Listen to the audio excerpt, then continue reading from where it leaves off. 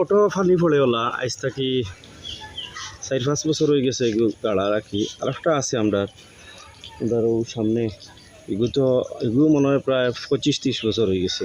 OLA automatic funny পড়ে, এটা অলৌকিকভাবে ফানি পড়ে, কোনো যাতা দেওয়া লাগে না, চাপ দেওয়া লাগে না। আমরা বন্ধ করে রাখছি, এর বাদেও এগুলো এমনি ফানি মানে বাইরে বাইরে থেকেও পড়ে। এগুলো আমরা বন্ধ করে রাখছি, উপর গেলা ফল ছাড়াও বন্ধ করে রাখছি, এর বাদেও এগুলো ফানি পড়ে অটোমেটিক।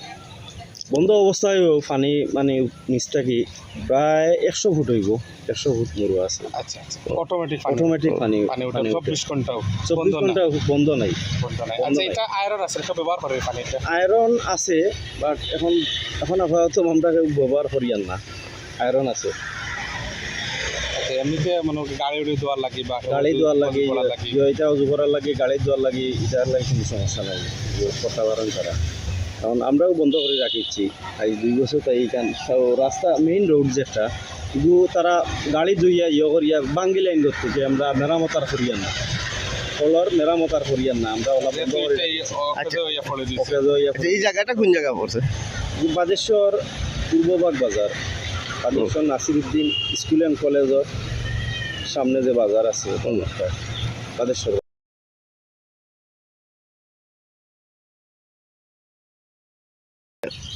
এটা আসলে কতদিন থেকে আপনারা দেখরা এটা অটোমেটিক যে অলৌকিকভাবে যেটা পানি পড়ে? অটোমেটিক পানি পড়ে রেখে আমরা ও ফার্মেসি বাজার কমিটি আমরা এটা টিউবওয়েল দেওয়াইছি। আমরা দেওয়ার পর থেকে ওইরকম পানি পড়ে। কতদিন আগে? আজ থেকে 5 বছর এরপর থেকে এরকম পানি পড়ে। আরও একটা এখান থেকে আরও 150 ফুট দূরে আছে, এখানেও প্রায় 40-45 বছর থাকি পানি অটোমেটিক পড়ে। তবে এটার আয়রন আছে একটু, এটার মাঝে কোনো আয়রন নাই। এটা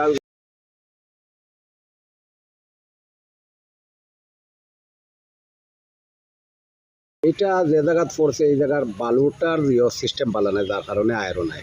আচ্ছা আচ্ছা। আর এই জায়গার বালুক বালা। অটো যে পানি উঠে এখানে বিষয়ে মিস্ত্রি হিসাবে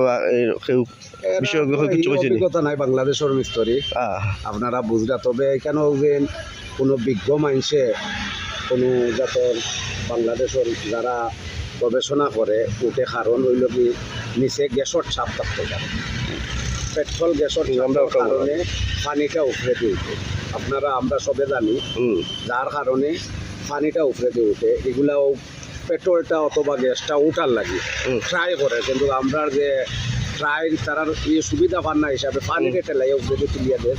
তো যেন আপনার পালা আমরা দেশত যারা এটা নিয়ে চিন্তা করে, তারাও যদি এটা চিন্তা করতো, তাহলে হয়তো আমরা এখানেও পেট্রোলের অথবা গ্যাসের আরও খনি মিলতো।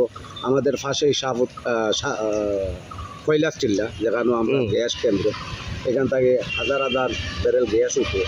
আমরা আশেপাশে গ্যাসে পড়া, যার কারণে এটা তল থেকে পানির চাপটা বাড়িয়ে উঠিয়ে আমরা এখানে পানি